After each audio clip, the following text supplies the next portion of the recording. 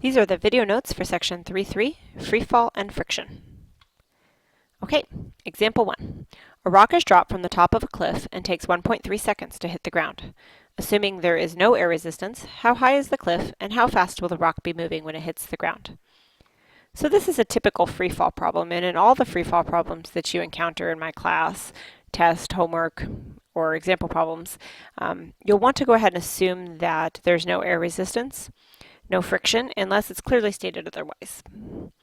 Okay, with the freefall problems, we know that we're encountering an object that's undergoing constant acceleration. We're going to be using the kinematic equations to solve, and therefore we need to concern ourselves with these 5 variables. Looking at the problem, we see that the rock is dropped. That tells me that the initial velocity is 0. Excuse me, as opposed to saying that the rock was kicked or thrown or something like that, where the initial velocity very well may not be 0. We're asked to solve for the final velocity of the rock when it hits the ground and the displacement, so how far it fell. With the freefall problems, we need to pick a direction and call it the negative or positive direction. So in this case, I'm going to stick with the convention for all the freefall problems that I do, that down is the negative direction. You most certainly don't have to follow that rule, but you do have to be consistent. Okay, so if the acceleration then, if down is the negative direction, the acceleration is negative 9.8 meters per second squared. And the time given in the problem is 1.3 seconds. Okay, so if we start with solving for the displacement, we're looking for an equation then that doesn't have final velocity. That'd be this one. Quick check of my units of measure. Everything is in meters, everything is in seconds, so I can go ahead and just plug in my numbers. And I can solve for the displacement. Now this displacement came out as a negative value because that's how far the rock fell. It went down 8.3 meters. We were asked how high is the cliff, and therefore we could say that the cliff is 8.3 meters high. The next question asks how fast will the rock be moving when it hits the ground. So I'd like to use an equation that contains final velocity but does not contain displacement. Although now that I know the displacement value, I could use an equation that does contain displacement. It makes sense if you don't have to use your answer to part A to solve part B, then don't. Besides, this is the easiest equation of them all. Okay, we've already checked our units of measure, so at this point we can just plug in our numbers and solve for the final velocity. Again, this value is negative because at the time that the rock hits the ground, it's moving down or in the negative direction. All right, let's look at let's take quiz number 1. Now let's look at example 2. Craig pushes the 42 kilogram box across the floor with a horizontal pushing force of 280 newtons. If the coefficient of friction between the box and the floor is 0.46, what will the acceleration of the box be? So if we look at our force diagram for the box, we have 4 forces. There's a pushing force to the right, I'll just call that F, and there's the force of friction then to the left. We can assume that the pushing force is larger than the force of friction because the box is accelerating. And there's the weight of the box straight down and the normal force up. These are in balance with each other because the box is not accelerating up or down. Okay, I've been asked to solve for the acceleration of the box, so I'm going to use F equals ma, or F net equals ma to solve for acceleration. I already have the mass that was given in the problem, but I don't know the net force. So to find the net force, I have to look at my force diagram, and I can see that the up forces and down forces cancel. So the net force then will be the force to the right minus the force to the left. So I have to solve for this first before I can solve for the acceleration. I know the force to the right, it was given in the problem as 280 newtons, but I don't know the force of friction. So before I can solve for the net force, so that I can solve for the acceleration, I need to solve for the force of friction. The equation for force of friction is mu times the normal force. So mu, that value was given in the problem, but the normal force I don't know. Although I do know that the normal force should be equal in value to the force of gravity, or the weight of the box. The weight of the box wasn't given, but the mass was, so I can solve for the weight of the box with Fg equals mg. Okay, so this is where we'll start, and then we'll work our way backwards. So we have that the weight of the box then is going to be equal to the mass of the box, which is 42 kilograms, times the acceleration due to gravity, or gravitational field strength of 9.8 newtons per kilogram. Or the weight of the box is 411.6 newtons, and so the normal force is 411.6 newtons. Now that I know the normal force, I can solve for the force of friction. Mu, 0.46 times the normal force, 411.6 newtons, gives a force of friction of 189.3 newtons. Now that I know the force of friction, I can use that to solve for the net force. So the net force on the box is 280 to the right minus 189.3 to the left. That gives us a net force of 90.7 newtons.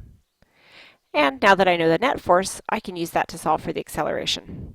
So if there's a net force of 90.7 newtons on the box, a box with a mass of 42 kilograms, the acceleration will be 2.16 meters per second squared. Okay, let's look at quiz number 2. Example number 3.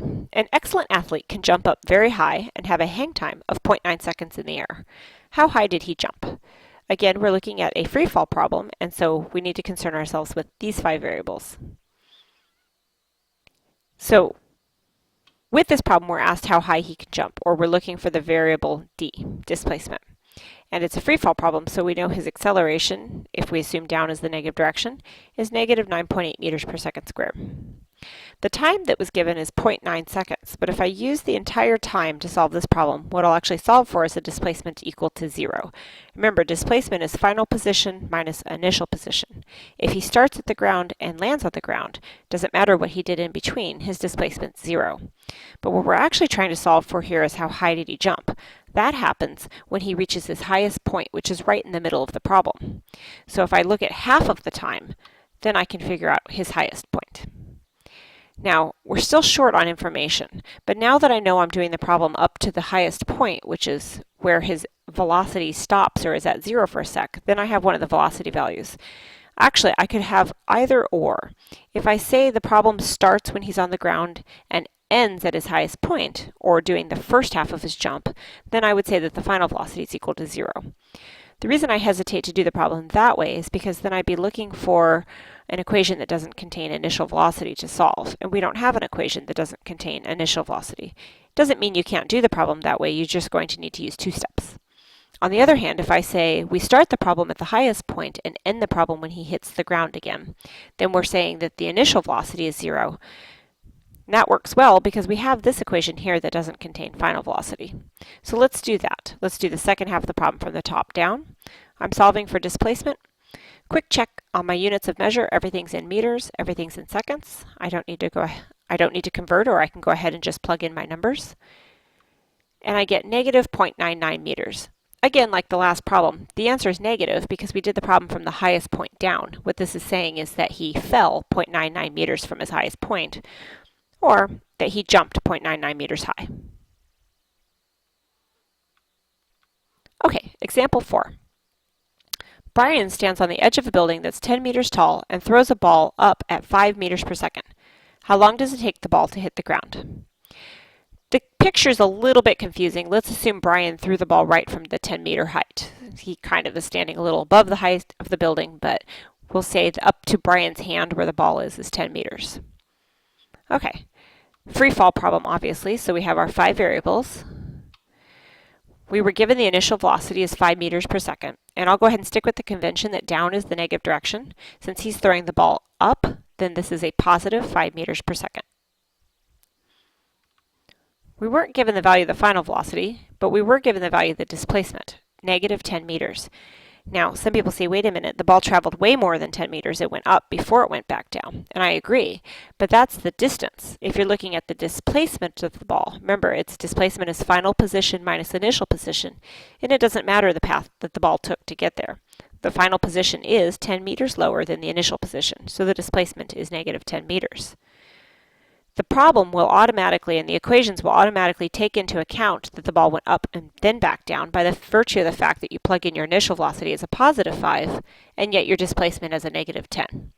If you prefer, alternatively, you could do this problem in 2 pieces. You could say, what is the time it takes for the ball to go from his hand to its highest position? And then what is the time it takes for the ball to go from this highest position back down to the ground? But that's a multi-step problem. So you can do it that way, or you can just continue on with the single-step problem here. Okay, acceleration then is negative 9.8 meters per second squared. And how long does it take is actually the variable we're looking for. So we're looking for the equation without final velocity. That would be this one. Quick check on my units of measure. Everything's in meters and seconds, so I can plug in without converting. And then I need to solve this equation for t, and if you look closely you'll find that that's going to be a little bit of a problem because this is a quadratic equation. There's a t squared term and there's a t term.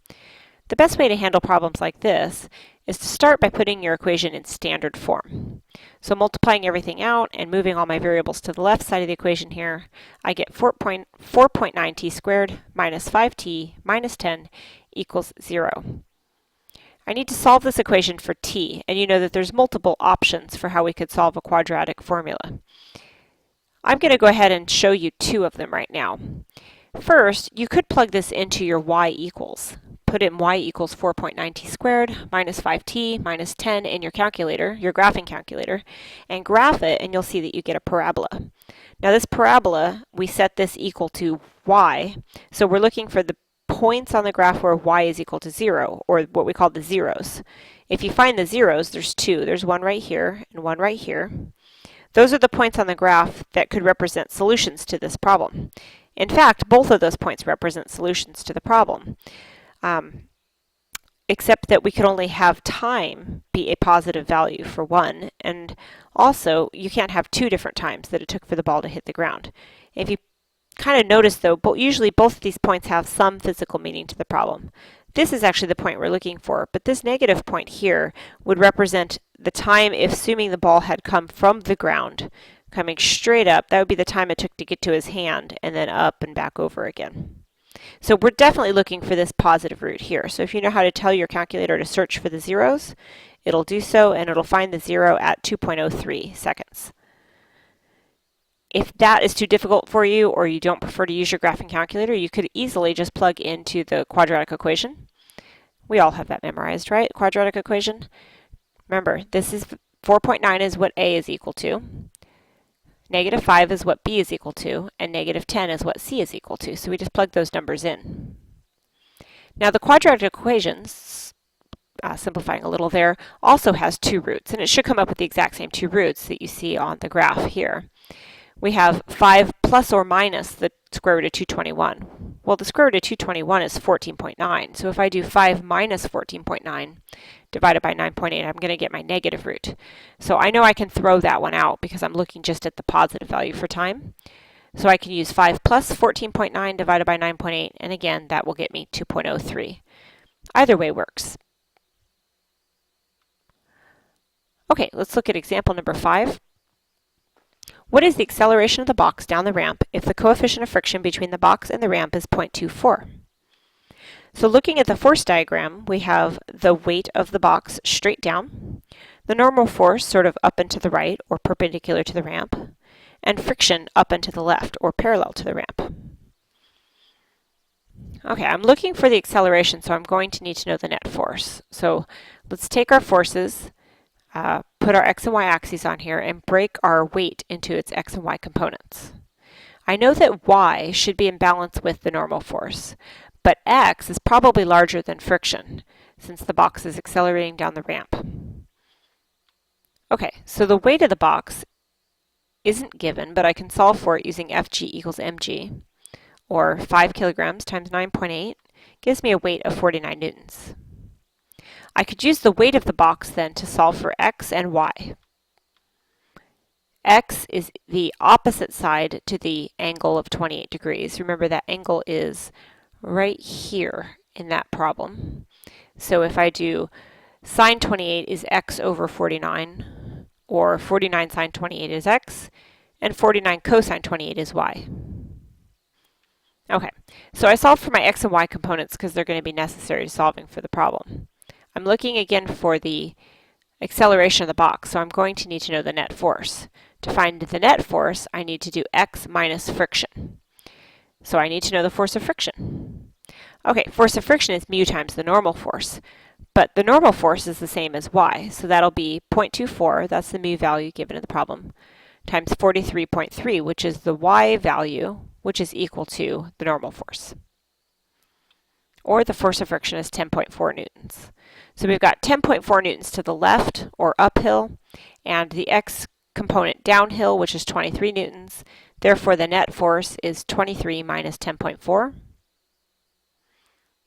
Or we have a net force of 12.6 newtons. Now that we know the net force acting on the box, we can use that to solve for the acceleration of the box. So we do F equals ma, net force of 12.6 newtons. Mass of the box is 5 kilograms. That's a typo there. Maybe we should fix this. There we go, I fixed it. So 12.6 newtons of net force divided by 5 kilograms of mass gives us an acceleration of 2.52 meters per second squared. Okay, let's take our last quiz. And now let's do our final example. This one's a little bit of a challenge. Larry pulls up on the rope to slide the 80-pound box. How much force in newtons is he pulling with if the box accelerates at 3 meters per second squared? And the coefficient of friction between the box and the floor is 0.33. You can see that the angle is 30 degrees in the problem. Okay, so we have an 80-pound box, which I'm going to need to know both the weight of the box in newtons and the mass of the box. So I have no idea why it says net right here, just ignore that. So the weight of the box is 80 pounds, which is also 355.8 newtons, or that is 18 kilograms here on Earth. Looking at my force diagram, I have 4 forces acting on the box. There's the weight of the box straight down. There's the normal force straight up. Now that's a little bit smaller than the weight of the box because we have 2 up forces, because Larry's also pulling up and so kind of lifting some of the weight of the box off the ground. If he's pulling up and to the left, and then there's also friction to the right. Okay, so I know I can take this force that Larry's pulling with and break it into its x and y components. And what I'm trying to solve for here is this F value, the force. But I'm going to start by doing F net equals ma so I can find the net force. The net force will tell me, excuse me, sorry about that distraction. I was saying that the net force tells us how much larger the x component is than friction, because that's the net force. All the ups equal all the downs, and what I have left is a larger force to the left than I do to the right. So let's solve for this value, because we have the mass of the box, 18 kilograms, and we have the acceleration of 3. So I know the net force must be 54 newtons. The x component of that pulling force must be 54 newtons larger than friction. If I could find the x component, I could find the force that I'm looking for. Okay, x is that force times cosine 30 because it's the adjacent side. Of course, I don't know the value of F. Y, similarly, is F times the sine 30. Of course, I don't know the value of F. And I also know that friction, the force of friction, should be mu times the normal force. Of course, the normal force is, if you look, there's 2 forces pulling up and 1 force pulling down. So I could do y plus the normal force equals gravity, or solving that for normal force. The normal force value then is equal to the force of gravity minus the y component. So plugging that into my equation for friction, so we're going to work a lot with variables here. Since normal force is Fg minus y, I can plug that back into the equation for friction. And I get the force of friction then is mu times the quantity Fg minus y. Now the net force, we already talked about this, is the x component minus the force of friction. I know the value of the net force is 54. And I'm going to plug that number in just a minute. Now we said the x component right here is F cosine 30. So I'm going to plug that in here for x. And the force of friction right here is mu times the force of gravity minus y. So I plugged in mu times the force of gravity minus y. And remember, y is F sine 30. Now this might look a little bit messy and like a huge nightmare, but I know a lot of those values. As a matter of fact, I know that the net force is 54. I know that mu is 0.33. And I know that the force of gravity is 355.8 newtons. That's the weight of the box. And sine 30 and cosine 30 are numbers that can be calculated in your calculator. So really, right here, I have an equation that has one unknown. So let's simplify this equation. We have cosine 30 is 0.87, so approximately. So we'd have 0.87 times F minus, and then I went ahead and distributed the 0.33 times the 355.8, and that gave us 117.4. and then multiplying the 0.33 times the F sine 30. So 0.33 times sine 30 is 0.165 F. Okay, we have two F terms, so we can add those together. And I can move this 117.4 to the other side. And we get 171.4 equals 1.035 F. Divide both sides by 1.035 and you get that F is 165.6 newtons.